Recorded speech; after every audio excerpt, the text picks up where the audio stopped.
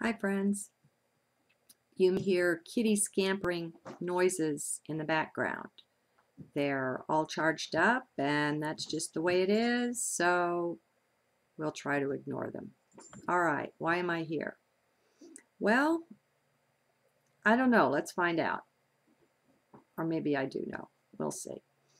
We're normally pretty much in a box. Mankind is. Each individual person has been programmed to believe that they are separate individual and not made aware of the spiritual dimension or aspect of life or our overall oneness or anything like that. Okay. And so we're put in a box is what it amounts to. And that way, when we have feelings and ideas and we're going through things, we think we're alone. And only lately have a bunch of us been sharing enough on the internet together to discover, hey, a lot of this stuff just isn't personal at all. And we would know that if we weren't off in these little boxes. Now, the way I see it, the only way such a box can be created and enforced is through the 3D mind. Mind is not a bad thing. It's just that it has been used against us. Okay, and once we get rid of this pollution on this planet, as in the powers that were, then it will be a whole new thing to discover the powers and abilities of mind again when we can trust. Right now, I best no trust of any kind whatsoever in mind or anything to do with it. But meanwhile, so we're put in these little boxes, and a lot of us are waking up, and we're all doing what we can to approach a higher and higher, a more and more accurate understanding of what we could call reality. Hey, we do the best we can, to approximate within the self. What is this thing called reality? How does it work? Are stars based on nuclear energy, or are they electromagnetic, as Thornhill and some others would say? So we do what we can, all right? Science plays a part, religion plays a part, everything plays its part. Now, mostly when you're in a box, you really don't know you're in a box, and so it's kind of hard to figure out in what ways am I boxed in. It's like the fish swimming around saying, I've heard there's this thing called water. Can someone lead me to it? I want to experience this thing. It's called water.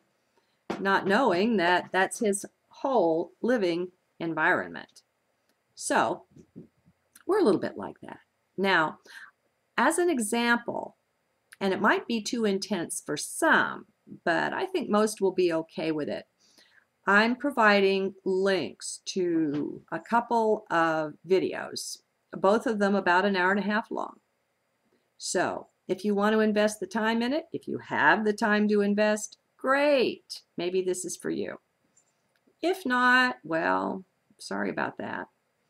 Okay, we all do what we can. One of them is an Ancient Aliens episode. It's season 1, number 4. And I forget what it's called, but I'll have that for you in the link on Scribed. Now the other one, and one of the purposes for this video, is to introduce in a very overt way Santos Bonacci.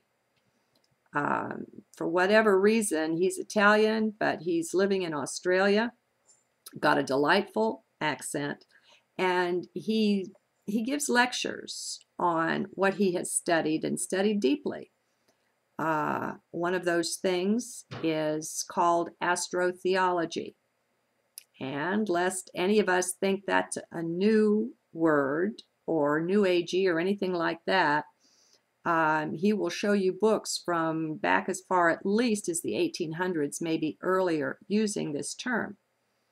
All right, now, for those to whom astrotheology is a new word, the concept might be shocking.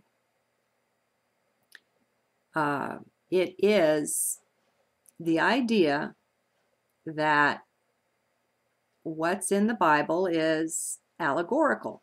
And it's not just the Bible by any means. It's all scriptures around the world.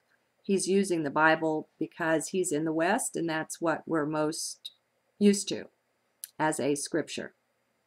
But he goes through all right back through the ancient gods and goddesses and all the rest of it to show how it was all allegorical, or it can be understood that way. And all of it relates to the sun and the 7 planets as they were known back then, all the way out to Saturn. That's all that could be seen with the naked eye. And so Saturn was considered the greatest. His orbit took the longest, and including the sun and the moon and the rest of the planets inwards. We don't have Neptune, Uranus, and Pluto in this. All right, so Astrotheology puts forward the idea that absolutely everything in the Bible, including Jesus and the apostles and all the rest of it, is allegorical, and it represents the sun and the planets. All right, and when you first hear this idea, it's totally shocking. But remember, friends, we're in our nice, neat little boxes, okay? And so if nothing else than an exercise of getting out of the box, I suggest we all look at this. Now, I have no problem with, well, what my understanding is that whenever you have something that is truth, it can be read many different ways, and they'll all be true. There will be many different perspectives you could take on it, so that it doesn't tell me, just because it can be read allegorically this way, doesn't say anything one way or another about whether someone named Jesus lived and did all those things and had those apostles and so on. I can believe both of them without any problem. So maybe that makes it easier for me than most, but do consider, I mean, if we can step back from these things, anytime you have an idea and you get really upset if someone goes against your idea, attacks it, or says something that you see as counter to your precious idea, if you get upset, what that tells me is that you're identified with the idea. You're identified with the mind, because it's just the idea that's under question, not you. And you're not that. You know, so why should it be such a big deal? All right? Just saying. Something to consider. Just a possibility. All right? So, in the Ancient Astronauts episode, it's very interesting, and it talks about the possibility. It's the ancient astronauts theory they're looking at, ancient aliens or something, I forget what it's called, but anyway, they're looking at the ancient astronauts theory that the gods or whatever from way back when were ETs. And, you know, I think it's pretty well established, at least for me. I have no problems with it at all. But the theory is that the gods and goddesses and so on were in fact ETs. It uses the story of Noah in the Bible, and it highlights something that is not one of the popular scriptures, and it explains how Noah was one of those, if not a virgin birth, an artificial insemination or something like that. And then there was this flood. And so they're putting forward the possibility that this was the ET's way of saying, hey, we screwed up with the genetics down there. We need to do it again. So let's fix the genetics up in this one, wipe everyone else out, and then start over. All right, I know it's radical, folks. Come on, don't be so identified with your ideas and your beliefs around things that you can't look at such stuff, all right? Take a few steps back. Okay, so that's a possibility. Now, what they're doing in the Ancient Aliens episode is they're reading the Bible out, you know, sort of in the box, like most of us do. These are real people. They're having real adventures. It's read pretty well literally.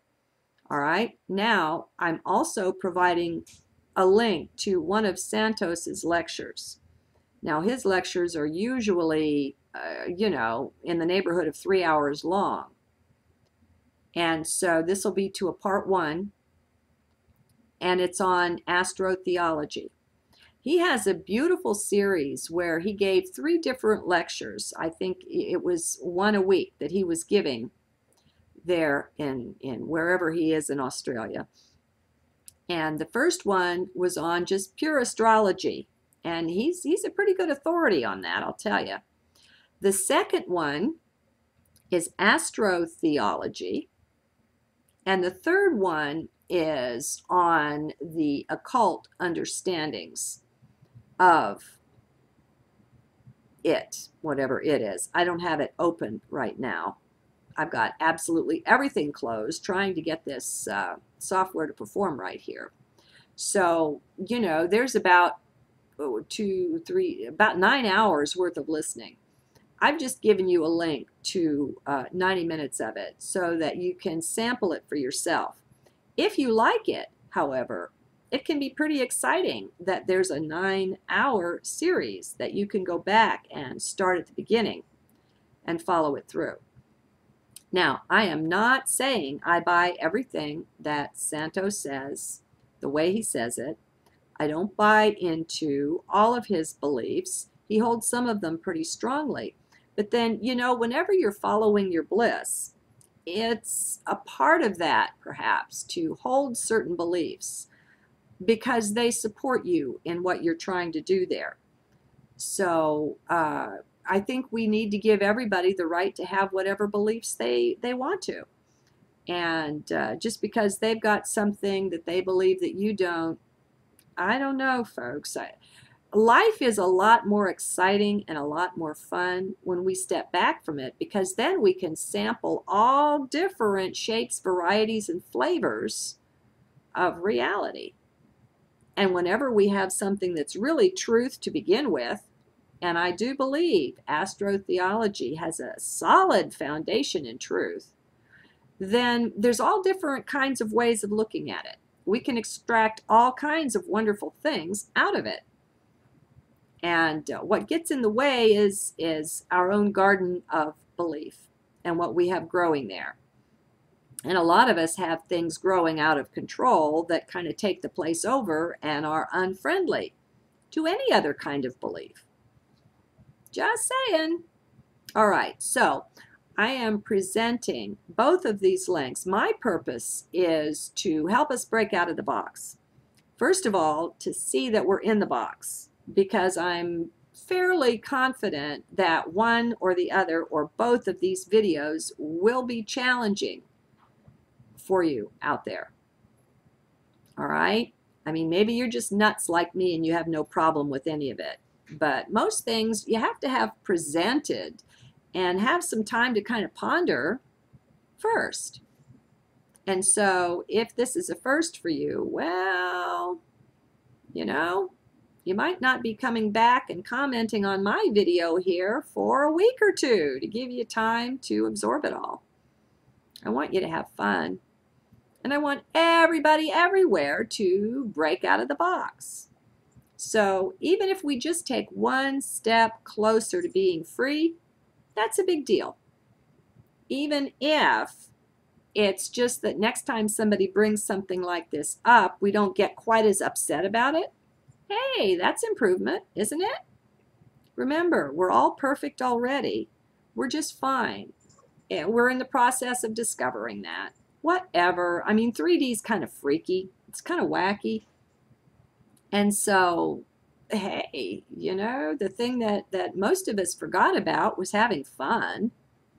It can be. It really can be fun breaking out of the box.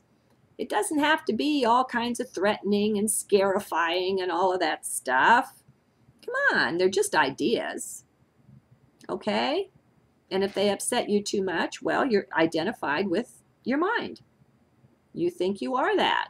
You're not being challenged. They're just ideas. Have some fun. Okay? So that's my whole idea behind this. And I think what I'll do is I'll go ahead and present links to all 6 of those, 6 of those videos that Santos has. And just in case anyone should be interested.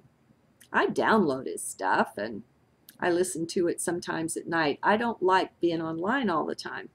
So when I find something I like and maybe I want to listen to it again, I don't keep queuing it up online. I download it. It's easy enough. Okay.